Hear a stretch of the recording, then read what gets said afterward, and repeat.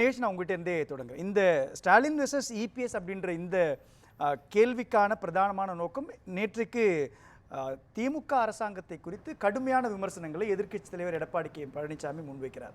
அதில் அவர் சொல்லும் பொழுது சொல்றாரு, ஊழல் செய்த திமுகவினரை காப்பாற்ற முயற்சி செய்கிறார் ஸ்டாலின் அப்படின்றாரு. அது மதுரையில் நடந்த அந்த சம்பவங்களை மையமாக வச்சு சொல்றாரு. இன்றைக்கு பதிலளித்து பேசக்கூடிய முதலமைச்சர் ஸ்டாலின் அதிமுகவை மீட்க முடியாதவர் தமிழகத்தை மீட்பேன் அப்படின்னு சொல்றாரு இல்லையா? ரெண்டு புள்ளியில யார் சொல்றது லாஜிக்கா உண்மை? இல்லை, அதிமுகவை மீட்க முடியாதவர் தமிழகத்தை மீட்க போகிறாரா அப்படிங்கிற கேள்வியோட முதல்வர் அவர்கள் ஒரு பாயிண்ட் வச்சுருக்காங்க. ஆனால் உண்மையிலேயே நமக்கு எடப்பாடி அவர்களினுடைய இன்றைய பேச்சு, அதற்கு நடந்த எதிர்வினைகள் இதெல்லாம் பார்க்கும்போது எடப்பாடி அவர்களே நாம் பறி கொடுத்துட்டோமோ அப்படிங்கிற ஒரு நிலை. நான் சொல்கிறது ஆசிய ஒரு காமன் மேனாக நமக்கு ரெண்டு விதமான பிரதானமான கட்சிகள் இருந்தது. ஒன்று அதிமுக, இன்னொன்று திமுக. அதிமுகவின் இருப்பு என்பது வெறுமனே திமுக எதிர்ப்பு மட்டும் கிடையாது.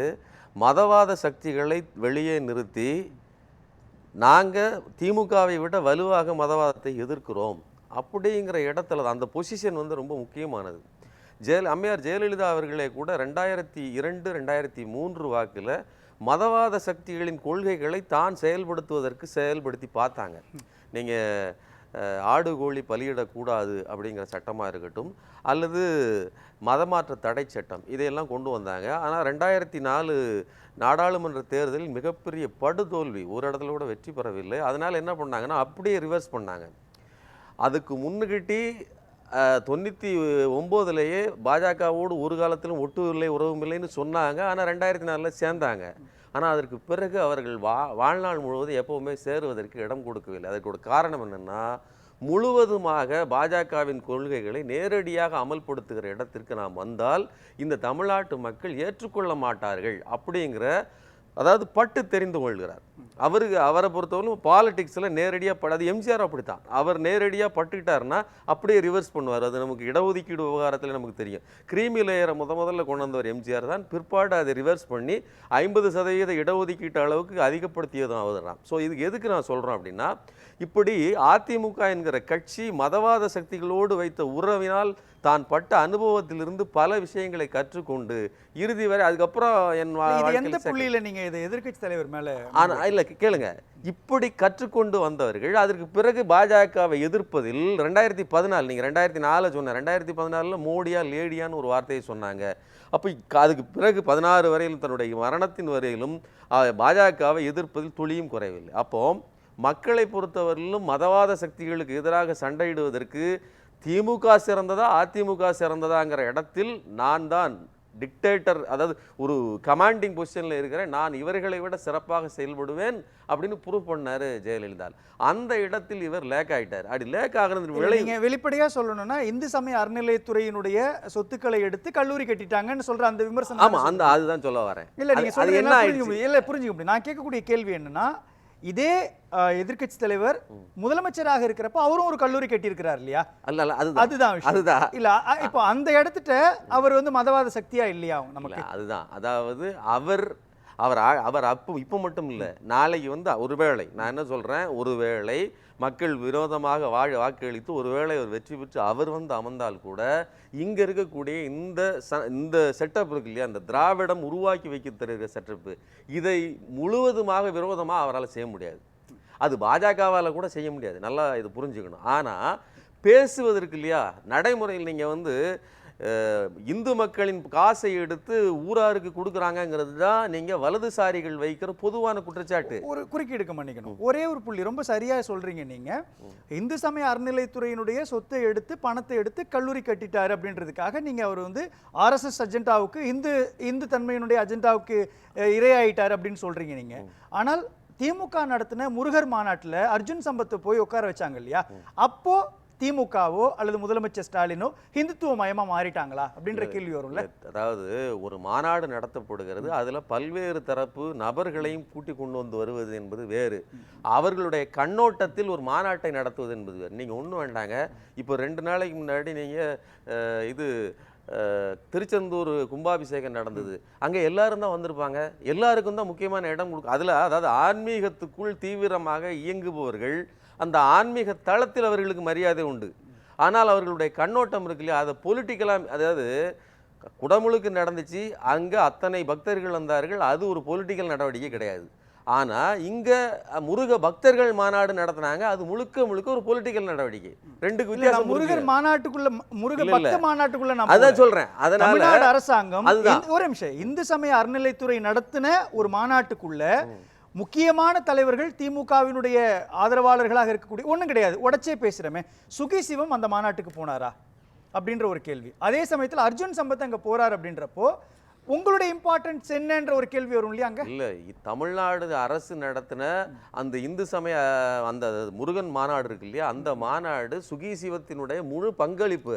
நீங்க சத்தியவேல் முருகனார் போன்ற இல்ல சுமன் கவி, நான் கேட்கறது என்னன்னா, எந்த புள்ளியில அரசியல் ரீதியாக ஒருவரை, ஒரு தனிப்பட்ட நபரை குறிவைத்து இவங்க இந்துத்துவவாதிகள்னு சொல்லி விமர்சிக்கப்பட்ட நபர் அதே மாநாட்டுக்கு போகும்பொழுது அந்த கட்சியோ அல்லது அந்த அரசாங்கமோ புனிதத்தன்மை பெறுது, ஆனால் அதே கருத்தை அதிமுக செய்யறப்போ இந்துத்துவமயம் ஆயிடுச்சுன்ற விமர்சனம் சரியா? அரசு நிர்வாக ரீதியா நடத்துற ஒரு நிகழ்ச்சிக்கும் பேசுகிற போது நீங்க ஒண்ணு வேண்டாங்க, முருகன் மாநாட்டுக்கும் முருக பக்தர்கள் மாநாட்டுக்கும் என்ன வித்தியாசம்? அதாவது வித்தியாசம் என்ன நீங்க நல்லா புரிஞ்சுக்கங்க. முருகன் மாநாட்டுக்கு வந்தா அர்ஜுன் சம்பத்து கூட நீங்க இந்துத்துவவாதியா இயங்க முடியாது, நல்லா புரிஞ்சுக்கங்க. அவர் இந்துத்துவவாதியாக இருக்கலாம், ஆனால் அங்கே மேடை கொடுத்தால் கூட நீங்க இந்துத்துவ கண்ணோட்டத்தை பேச முடியாது.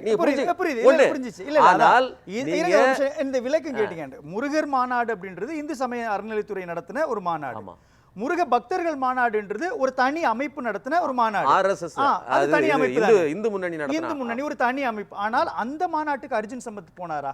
ஆனால் முருக பக்தர்கள் மாநாட்டுக்கு போகாத அர்ஜுன் சம்பத் முருகர் மாநாட்டுக்கு போறாருன்னா என்ன லாஜிக்? இல்ல, அர்ஜுன் சம்பத்திட்ட நீங்க கேட்கணும், நீங்க அங்க போனீங்க அதெல்லாம் கேள்வி இல்லை. இப்ப நான் கேட்க கேள்வி, 2 மாநாட்டுக்கும் அடிப்படையில் வேறுபாடு இருக்கு. அதே மாதிரி இவர் எடப்பாடி பழனிசாமி அவர்கள் பேசியிருக்கிற பேச்சு என்பது இத்தனை ஆண்டு காலமாக சனாதன கூட்டம் அல்லது வலதுசாரிகள் பேச வேண்டிய பேச்சு. அவர்கள் தான் பொதுமக்களுக்கு கல்வி கொடுப்பதை மறுப்பதற்கு தொடர்ந்து பேசி கொண்டு வந்தவர்கள். அது வெறுமனே பேச்சு கிடையாதுங்க. 1951 அதுக்கு குலக்கல்வி திட்டமே உருவாக்கப்பட்டது. இல்ல, நல்லா புரிஞ்சுக்க. இல்ல புரியுது. இந்த நெரேட்டிவை திமுக அதனுடைய கூட்டணி கட்சிகள் பிரதானமாக அதிமுக மேல வைக்கிறீங்க. ஆனா அவர் சொல்றது என்னன்னா, மக்களுடைய பணத்தை கொள்ளையடித்து அல்லது அந்த வாங்கி நீங்க இன்னொரு இதுக்கு பயன்படுத்துறீங்க அப்படின்றாரு. அதுதாங்க. அப்ப நான் என்ன கேட்கிறேன், எம்ஜிஆர் அவர்களின் ஆட்சி காலத்தில் பல்வேறு கல்லூரிகள் தொடங்கப்பட்டிருக்குது. அது இதே அறநிலைத்துறை அடிப்படையிலான கல்லூரி. சொல்லியிருந்தேன், நீங்க கேட்டீங்க, நான் சொல்லி முடிச்சிருந்தேன். அதுக்கப்புறம் அம்மையார் ஜெயலலிதா ஆட்சி காலத்திலும் பல்வேறு கல்லூரிகள் தொடங்கப்பட்டிருக்கு. 2017 பழனியில பழனி ஆண்டவர் கல்லூரி இவருடைய எடப்பாடி இப்போ குற்றஞ்சாட்டுறாரு இல்லையா, இதே எடப்பாடி பழனிசாமி அவர்களுடைய கையாலேயே திறந்து வைக்கப்பட்டிருக்குது. ஜெயலலிதா அவர்களின் அவர்களுக்கு சமர்ப்பணம் பண்ணி அந்த கல்வெட்டு முதற்கொண்டு இருக்குது. அப்போ எதுக்கு சொல்ல வரேன்னா, ஒரு சிஸ்டம். இன்னொன்று, 1959 இந்த சொத்துக்களை நிர்வகிக்கக்கூடிய மசோதா இருக்கு இல்லையா, அதில் தெளிவாக இருக்கிறது. அதாவது அறநிலையத்துறை சொத்துக்களை, பணத்தை நீங்கள் எப்படியெல்லாம் பிரயோகிக்க வேண்டும் அப்படிங்கிறதுக்கான நாம்ஸ் இருக்குது. அது ஒரு ட்ரஸ்ட்டுக்கு நீங்கள் பயன்படுத்தலாம், அதில் நீங்கள் கல்வி கொடுக்கலாம், அதில் நீங்கள் முதியோர் இல்லங்கள் நடத்தலாம், ஏழை எளியவர்களுக்கு உணவு கொடுக்கலாம், பல்வேறு நலத்திட்ட உதவிகளை செய்யலாம்.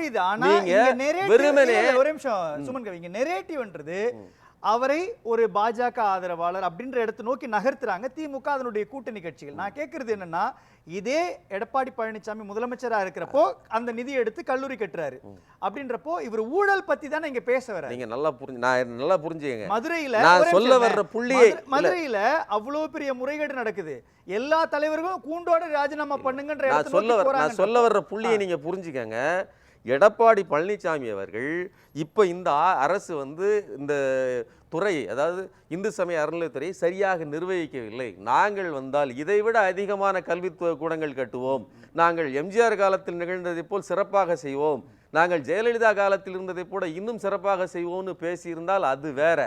ஆனால் மக்கள் பணத்தை எடுத்து கோயிலுக்கு கட்டாமல் பள்ளிக்கூடம் கட்டுறாங்கன்னு சொல்லி கல்வியை இழிவுபடுத்தி அந்த பணத்தை கொண்டு போய் மறுபடியும் உண்டியல்லே போட்டு அங்கே இருக்கக்கூடிய நபர்களுக்கு, லாபம் வருவதாக மாற்றணும்னு நினைக்கக்கூடிய வலதுசாரி கண்ணோட்டம் இருக்கு. இல்ல அதுதான் நல்லா logic. புரிஞ்சுக்கங்க. அதுதான் நரேஷன். ஆனா அவர் சொல்றது ஊழல் முறைகேடுன்ற இடத்துல என்ன முறைகேடு தான் பேசுறேன். இல்ல நான் என்ன கேக்குறேன், நீங்க அரசு கல்லூரி கட்டும்போது அது முறைகேடு இல்ல, இப்ப இவர்கள் கல்லூரி கட்டினால் மட்டும் முறைகேடா? இன்னொன்னு நான் சொல்றேன், இல்ல என்ன முறைகேடு இல்ல இந்த நரேஷன்ன்றது ஒரு நிமிஷம், இந்த நரேஷன்ன்றது திமுக செய்ததாக சொல்லப்படுகின்ற ஊழலை மறைப்பதற்கான ஒரு முகாந்திரம் இருக்குதா? நான் லிஸ்ட் போடுறேங்க. அதாவது ஊழல் பற்றி பேசுவதற்கு அதிமுக காரர்களுக்கோ எடப்பாடி பழனிசாமிக்கோ இது உண்டா? நான் என்ன கேட்குறேன்னா, 2017 இருந்து 21 வரலும் வெறும் 4 வருஷம் தான், சரிங்களா? 4 வருஷம். இந்த 4 வருஷத்துக்குள்ள அதிமுக செய்த ஊழல்கள், நெடுஞ்சாலைத்துறையில் ஒப்பந்தம் கொடுத்ததில் சொந்தக்காரங்களுக்கு கொடுத்தாங்கன்னு சொல்லி வருடத்திற்கு 3000 கோடி ரூபா, 30% கமிஷன், 10 வருஷத்துக்கு என்ன கணக்கு, 30,000 கோடி ரூபான்னு கணக்கு போடப்பட்டிருக்கிறது. சரிங்களா? கொடநாடு